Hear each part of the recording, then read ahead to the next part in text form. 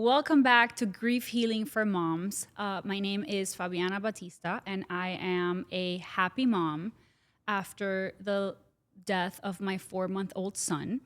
Thank you so much for joining. My journey through loss inspired me to create this podcast dedicated to moms to help them navigate the deep pain of loss and discover tools to embrace joy again and also to find hope. My goal is to show other moms that even after the unimaginable heartbreak, healing and happiness is possible again. With us today is a very special guest to me. She's very dear to my heart. Her name is Janelia Liu, and she is here to share the story of of the loss of her daughter, Victoria. Today, we will get to hear her story, what her healing and grief journey were like, and also then she will give some tips on what worked for her and how she was able to reach happiness again after such a heartbreak. Welcome. Thank you so much, Fabiana, I'm for so happy inviting you're me here. here. You were, and I think I've told you this, but you were a very key part of my journey, because very early on after my son's passing, after Dex's passing, you called me and you told me your story, which we'll get into. And I didn't know. I didn't even know that you had experienced that. You just said, "Hey, I heard about the news about your baby. I'm very sorry, first of all, but I have something to tell you." And then you told me your story and how you and your journey after, and that was huge for me because it made me, even though it was so early on and it was so deep into, the sorrow of it, it was a little ray of light that you gave me of, oh wow, she went through that. I didn't even know, and I had known you for some years at that time. And just seeing you overcome it and still find happiness after was a big deal for me. So that's why I wanted you to tell your story to our viewers, and hopefully somebody can connect with your same story because it's so common. So thank you so much for being open to telling it and to be here with us. Thank you for inviting me. And yeah, those are things that you don't really talk about. You don't really go around and say, especially after I had kids, I don't go around and say, "Hey, I lost my first baby," right? But when that happened to you, when you had your loss, like, this is the perfect opportunity to be able to tell you what happened to me and how I overcame everything. Right? So before we get into the actual story, what would you like our viewers to get out of you sharing your story today? Like, what do you want to get out to the viewers? So first thing is, this happens, if it happens to you, you're never going to forget it. It's something that's going to be part of your life. In my case, I didn't meet my daughter. She didn't make it, right? But it's part of your life. There's always hope. And I'm going to tell my story, but just to reiterate, it was my first pregnancy. So I had that hope that I was going to have a child. I had the hope that I was going to have another girl. So having that hope, working together, if you have a partner, that's extremely important. And keeping that relationship and grieving together, it's important. But also keeping busy and being positive and having faith that there's light at the end of that tunnel. Right.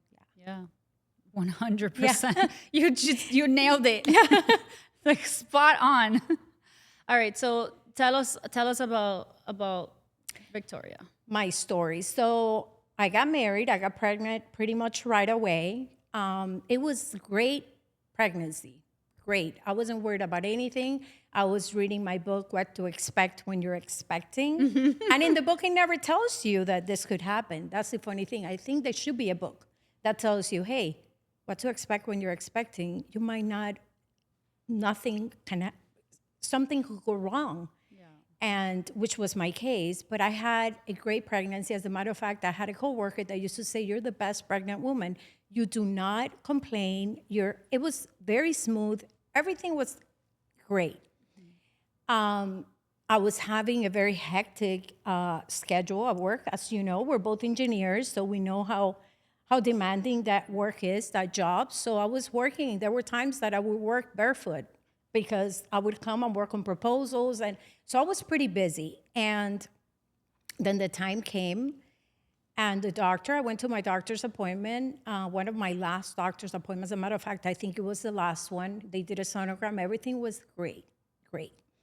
And he said, look, come prepare next week. You're 39 weeks. I'm going to do something to induce you. You know, they do their, and I'm like, come to your appointment to his next office. week. Next week on Monday, I think it was. And I'm going to do something. And you're going to see that next day you're going to be in labor. First pregnancy, first child. I didn't know. So came Saturday, and I started feeling a little weird. I was nesting all this time. I was like sewing. I don't sew, but I was sewing, and I was making blankets by hand. I couldn't sleep because at the end it's hard to sleep. You're uncomfortable. You're nesting. You're just expecting your baby to be born, right? And then Saturday comes, and I felt kind of weird. Before the appointment, before that Monday appointment, right? And then Sunday comes, and she was very active, and all of a sudden she stopped. She didn't move. That was Sunday, and all day she was like that. And then in the afternoon, I'm like, you know what? This is weird. So my husband's dad, he's a doctor. He's a pathologist, but still, he's a doctor. So my husband called him and he goes, can you come and check Janalia? So he came to the house. He's like, you know what? Call the doctor. So I called my doctor. My doctor told me, I'm sure everything is okay. Just drink a lot of orange juice. And I go, I've been drinking a lot of sweet things all throughout the day because I know that it stimulates the baby. And nothing, she's not moving. And I said in my mind, because the book doesn't tell you this, I thought, hey, so what happens is probably she's so big, and that's why she doesn't have space to move, and that's the reason why I cannot feel her, because I didn't know that this could happen. So then, nothing. She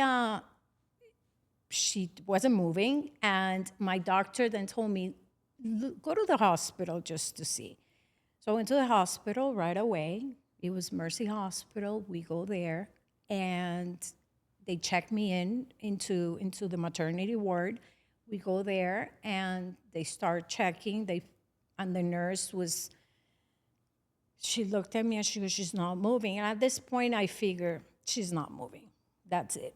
Right, but you didn't think anything of it. And they go, we have to do a sonogram. The sonogram is the one that's going to really tell you if she has a heartbeat or not. And so at this point, you knew that there was a possibility that she didn't have a yeah, I heartbeat? kind of sensed, I felt it, that was it. So my mom was there, my mother-in-law was there, so was my husband, and we go into the room, they bring the sonogram machine real quick, and they did they did whatever they had to do, and they looked at me and they go, so that was the worst time. And then doctor showed up. When I saw the doctor showing up, I'm like, at this point, it really hit me, and it clicked. We need to do something about this. What do you do when you have a dead baby inside of you? And at this point, I'm like, what do? You do a C-section. What is it that you do when you experience something like this? And then again, the book doesn't tell you any of this, right? And doctors never tell you to prepare for, or never tell you, make sure the baby always moves. Make sure, they don't tell you this. They really don't. They don't want to be negative, but I think they need to prepare you, and they need to be realistic. Mm-hmm. So he comes and he tells me, look, no, you're not going to have a C-section. You're going to have natural birth. And the reason why I'm telling you this is because I want you to be ready physically to be able to get pregnant in 2 months if you like to. Oh, because if I do a C-section, you're going to have to wait at least a year. And if I do a regular, if you give birth naturally, it's up to you. Emotionally, you make that decision. But that decision will be on you, not on your body. It's on you. You make that decision.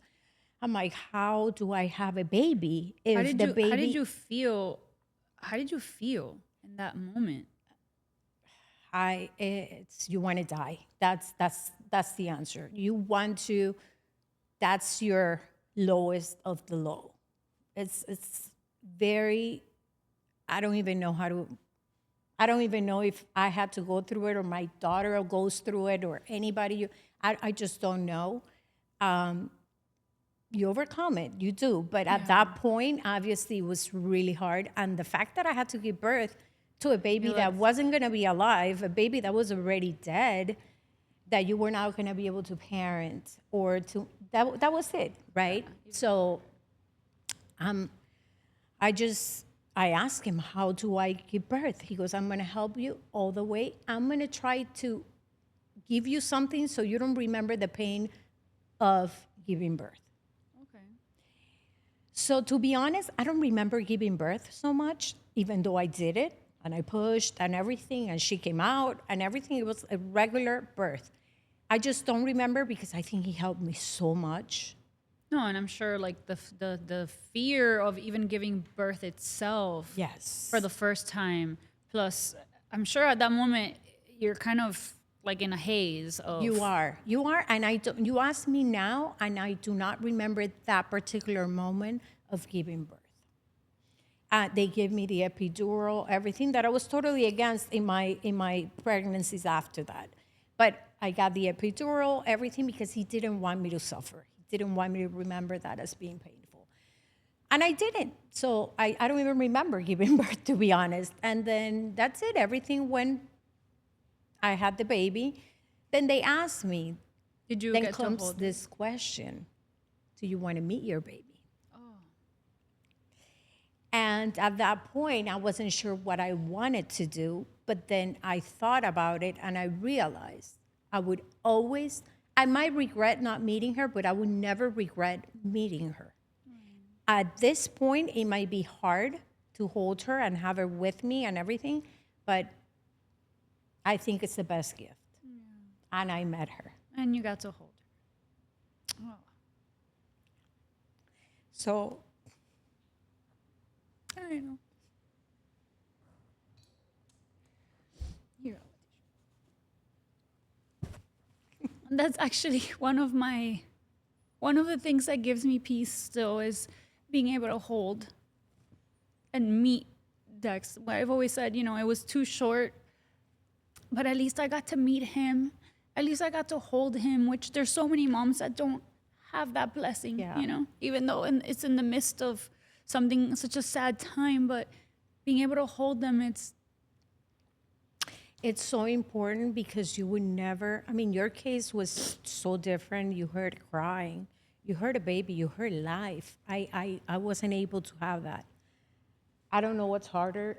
Losing a kid, your child, is hard in any stage, right? It doesn't matter how old. So how long did you hold her for? I don't remember how long, but they gave her to me. She was, and to be honest, the funny thing, I have pictures. I have pictures in my house of Victoria. People have no clue. You holding her?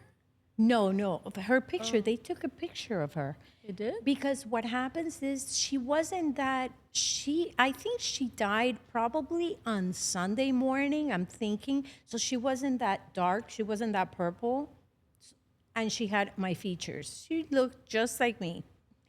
None of my other two kids look exactly like me. They all look but like she, mom. I know, but she looked exactly like me. And I have pictures in the house. Really? And if somebody doesn't like them, it's their problem. It's my house, Of right? course. Yeah, of course. But that's Yeah. awesome that somebody even thought of taking their picture, because then that way you have that, it's not just a memory. Now you have her little Oh, I face. have her pictures. I have the dress that she wore. They put a dress on her, When and they she gave was me born? that dress at the hospital. They gave me. So a when dress. they gave her to you, they dressed her, and then I want to no, I don't think they did. They dressed her for the pictures, and then they gave me the dress. Okay. And I have that dress. I have her ashes in my house too. They're part of us. Yeah. and then what? You give birth, So I give birth. You still stay there the few days that. I gave birth, so I had to stay probably a day, whatever natural birth you stay. And then going back home was hard because the room was prepped. Everything was for a girl to come. And so that part was hard. I took off a month from work because I had given birth. I had to take time off. I mean, I gave birth, so I had to. So I remember we traveled. Bob and I, for like some days, I don't know, a week. We traveled and kind of like to get the mind of that. Obviously, it was helpful, but it was hard.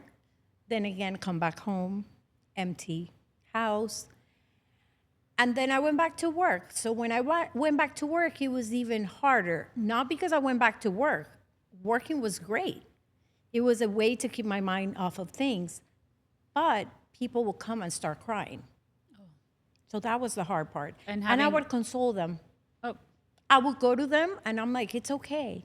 I'm okay. because they're crying for you in a way, and if they're parents, they're crying because they I guess they're kind of crying relate. for me, and then I'm the one coming to them and tell them, it's okay. I'm gonna be okay. Are you okay? So that was the funny part. There were people, you find out that a lot of people, they feel bad coming to you and they wait and they call you a year later. Oh, I never felt like I couldn't reach out. I couldn't reach out.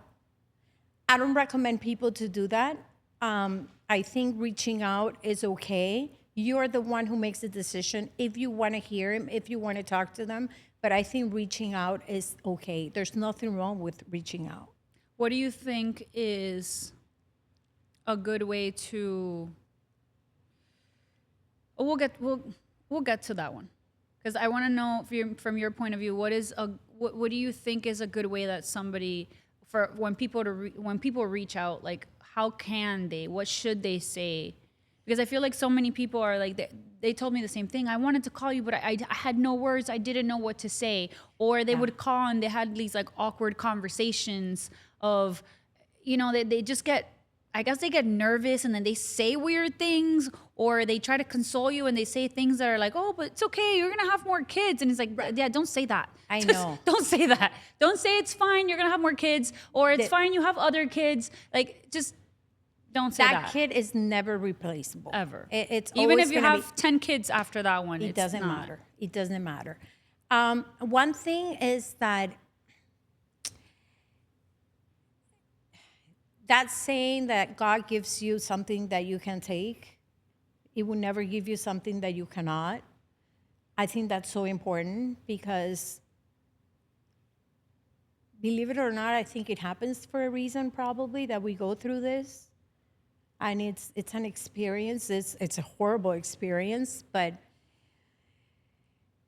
hopefully means something. We don't know yet what it is, but that person that they say might be an angel. It might be it's somebody who's always watching after you.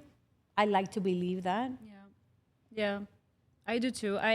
There was something that my husband Danny said right after, or sometime after Dex passed, and he said, God only knows if maybe God took him because he was going to have some like crazy disease or cancer at an early age, a child cancer, or like he gave me like the worst case scenarios. Right, like he protected him against but that suffering. Helped me mentally, because I was like, then it made me realize, okay, well, maybe I didn't see it as God doing something to me, but something for me, so that I wouldn't have to see my child suffering. You know what I mean? Like I've always thought of it that way, and it's helped me. It's helped me to cope. It's given me peace also, because I'm like, well, it's true. You never know, You never know. And you asked me, what is it that, like, things that people would tell you that you feel that probably those are not the right things, or people usually say, like, I don't know how that person can survive after that happened. That's so horrible when I hear somebody saying that. But a lot of people think it. You survive. Even if they don't say it. I know a lot of people say it. That's the reason why I'm mentioning it, because people, I don't know how you how you went through it. Well, yeah, it's a combination of different things. The support, a lot of marriages collapse when these things happen, more so than stay together. And for us, that made us more unified. That really helped us. Not helped us, not that we had anything No, wrong with yeah. our marriage, but it made us closer. It was something that, I don't know, it was, and it still does. We talk about it, it's something that brings us back together for What do some you reason. think? What would you say was your lowest point, and then what helped you start to get out of it? So I don't think I had perhaps a lowest point, but one thing that really affected me was when, let's say, throughout that first year, because I did get pregnant 2 months after, like the doctor said. 2 months after? Yeah, and I had a miscarriage. There were twins. Yeah, so I had a miscarriage, but compared to what I had gone through, this was nothing. Of I course. felt, I'm like, oh, okay, a miscarriage, okay, fine. Again, let's try again. Early into the Early, pregnancy? 2 months. I was Oh, 2 months, okay. yes. So then I'm like, oh, let's keep on trying. And I got pregnant 2 months later. my And gosh. I was pregnant of Diego, and Diego's here. That's another thing that I go back and I feel, okay, if I had Victoria, I wouldn't have Diego. So those are things that sometimes I go back and I say it. Because I couldn't have Diego if I had Victoria. It was too close it in was too time. close. So I'm like, you know what? He wouldn't exist if. So that gives me a little bit of. He's a pain, but yeah, still Aw. is. But yeah. So lowest point, like I said, I don't think I had a low point, but one thing that really affected me, even though I was always pregnant for that year, following the laws, going to like kids, babies' birthdays, Was hard it was hard. Like I would opt not to go. Like to be like around before babies. I had not necessarily being around babies, but to go to celebrations. Like, oh, it's my baby's first year. And if it was close to Victoria, it really affected me. Like Okay. going to a baptism, things like that. Before I had Diego, obviously, after I had Diego, of course. But before I had Diego, it was very hard for me to do that. Gotcha. To do that. And one thing I never got rid of was her stuff. I always kept the room intact. Really? But we sold the house when I was pregnant of Diego, so people will come and see the house and say, oh, you're gonna have a girl. No, I wouldn't say anything. I was having a boy. But the room was, I never did anything with the room because in my mind, I had the hope and the faith that God was gonna send me a girl one day. And he did And he did. after Diego. A beautiful Luna. So yeah, it was. What do you think? Because you've mentioned God a couple of times. So what did your faith and relationship with God? What role did that play in your healing process? Huge role. I'm not necessarily the most religious person. I'm not necessarily in church all the time, but I think I'm very, very faithful to God, and I really believe that He had to do a big part. At first, yeah, when I'm going back to when I lost her, I said to God, "What did I do wrong for this to happen to me?" And everybody would tell me, it's not you. It's not, you didn't do anything wrong. But I felt I had done something wrong and he was punishing me for doing something wrong. And then I realized that it might be the opposite. It might be a gift that he gives you these things. He cannot give it to you as a punishment. There's no way that he's going to take somebody away from you as a punishment to you.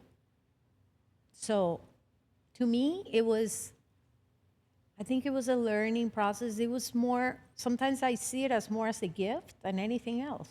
And you thought of that? That just came to you all by yourself? Yeah.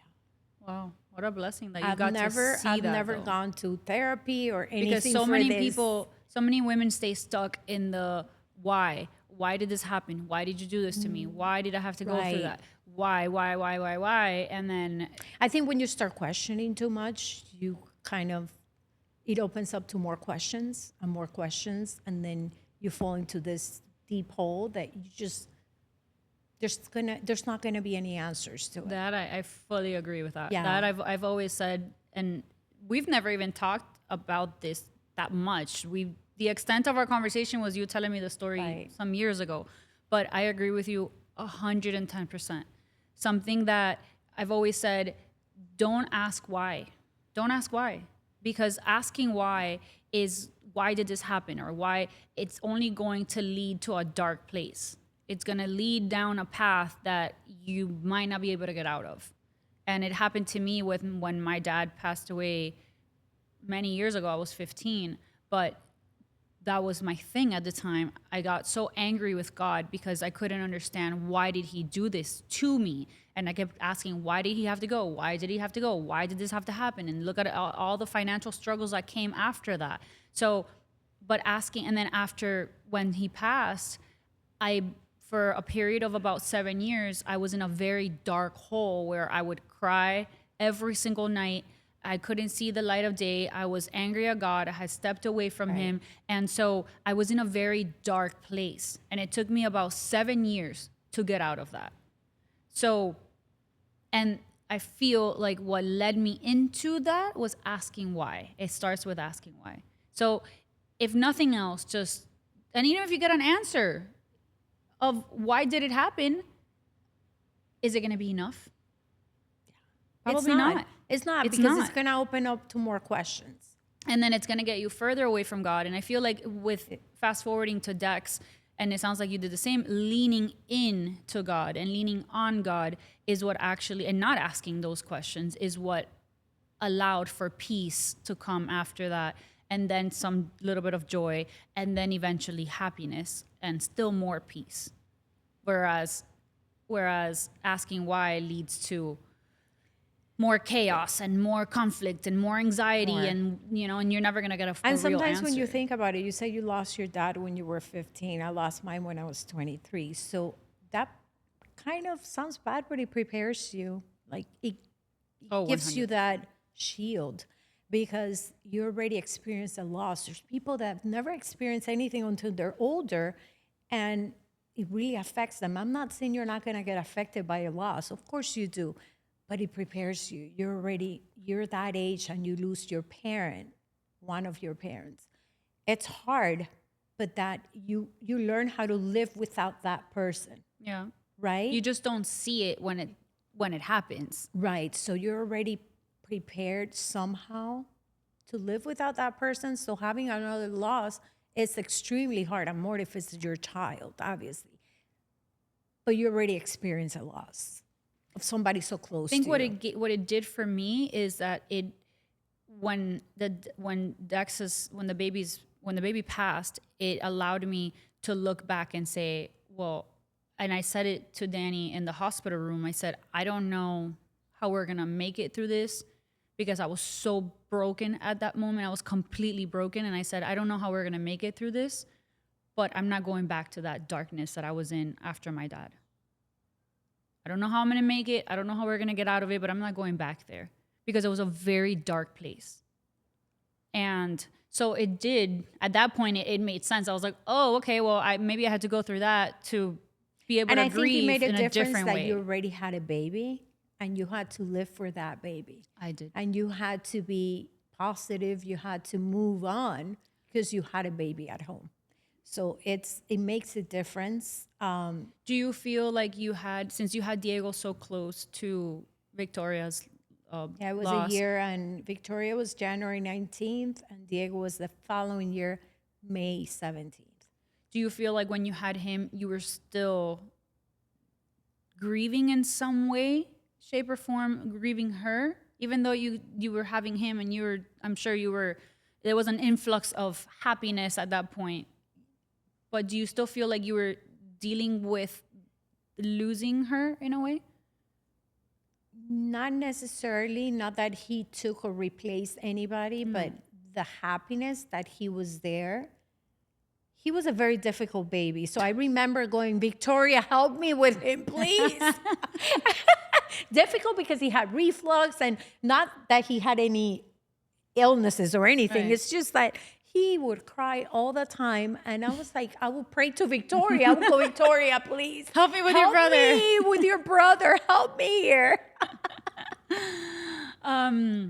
Was there anything else that helped you? Any like other than like leaning on God, and like, was there anything else, maybe people or things that helped you get through that time in your life? And then, because you did mention your husband, and he was a key role. So how did he? So maybe let's talk about that. How did he support you during that time that made your relationship that much stronger instead of breaking you? Because like you said, so many couples go through this and they don't make it out of it. Some couples, Together. they even, I think what happens, they start blaming each other, and they think it's something went wrong, not necessarily with your body, but we're fighting too much, or this happened because, I don't know, does this mean that we shouldn't be together? Things that come up in conversations when you have this type of losses. I don't think this ever came up with us. If you ask me how he was supportive, I think we were both supporting each other. It affected him a lot, a lot. Yes, and some guys, they might not get affected so much as we do because we carry the baby. But for him, it was a lot. To be honest, there was a time that the doctor was like, he started hugging Bob in the hospital. I think I was still in shock, probably, with everything that, because I was the one who had the baby, and all that. But it was always teamwork when we did everything, when it came to the kids. And so, yeah, it was helpful. When you ask me if people were influential or helpful, like friends, and to be honest, if you haven't been through something like this, it's very hard to help. It's very hard. Family was always there. They were very helpful. Friends, yes, to an extent, but I think it's all on you. I think it's you as an individual. It's key. You got it. At the end, you're the one who's grieving. It's not them. Yeah, that's true. They leave your house and they disconnect. They forget. It's not them. And it's not being selfish or anything. It's just everybody have their lives. So it's on you to be able to get better and to move on. And moving on doesn't mean that you forget, because you never forget. I'm not a big cry person. I don't cry for just anything, to be honest. But when I think about Victoria, I could be alone. I could be in the pool. I could be lying down, like getting sun. I start crying. When you think That of brings, yes. Other things, even my dad, I don't. But with her, it's something. It touches. it touches home. Yeah. Yeah, I think something that I did from very early on was I don't know how, I made it, because I would get sad whenever I would think of him, of Dex. And something I did is I made it a point to myself to feel happiness when I would think of him. Because I said to myself, I'm going to think of him for the rest of my life. Always. And I don't want to feel sad every time, because then I feel like I'm not honoring him. So I want to feel at least happiness of the happy moments that I got to spend with him, or of the happy moments that I got to feel him. You know what I mean? So then I made it a point that I was like, okay, I am going to get sad at times, but I want to mainly feel happiness when I think of him. And because that's my way of honoring him. I don't know if that makes sense, but for me, it works. No, it does. And it works. And it works for you. And I know it's hard for you. It's harder because if you didn't get to spend time, it's hard, of course. I can see how there's a lot of, what ifs and guilt. And I understand that 100%, but it's just something that works for me. And at least I've been able to apply it. After that, I was able to apply it even for my dad. After that. And for my mom most recently, So it definitely does work. I I guess one more thing. What encouragement would you give to a mom who is currently deep in grief that may have experienced a similar situation to yours and maybe they're not able to like heal from it? What would you tell her to hopefully help her start to heal and start to get out of this deep sorrow? So you're saying somebody who's in that hole, probably, And that low point, and low maybe point. they've experienced a I don't similar think I situation have to that you. low point because I try to stay always very positive, being positive and thinking, and it depends on what stage in your life. Also, think about it. For me, it was my first one, so I had hope I was going to have more. So that was a little different. Situations could be different.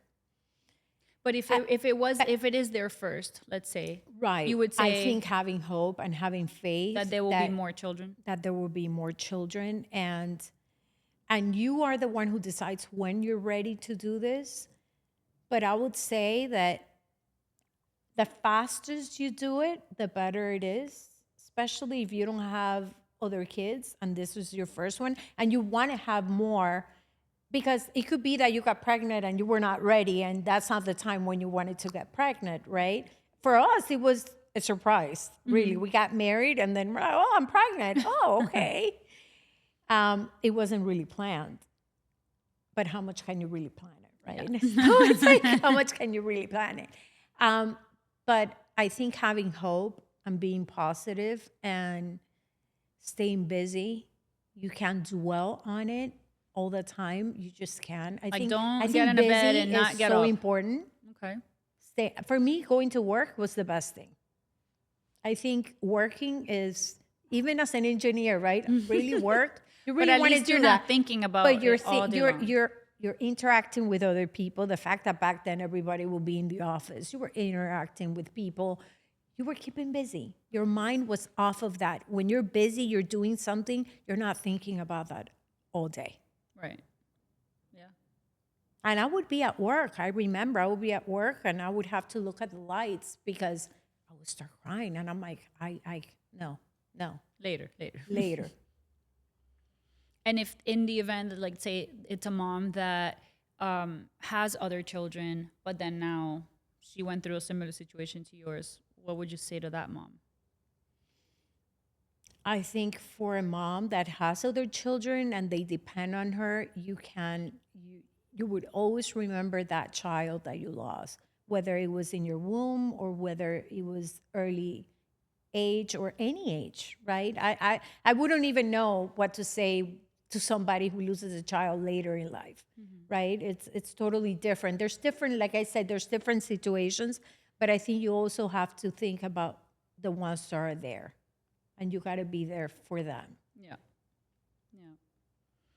Yeah, I agree. They always say, "Oh, because you have other kids and you have to be strong for them." Yes, but I think it's so important to not just be strong for the children that are still there, but still be a present parent Yes. and still be that parent that that child has known for however old they are.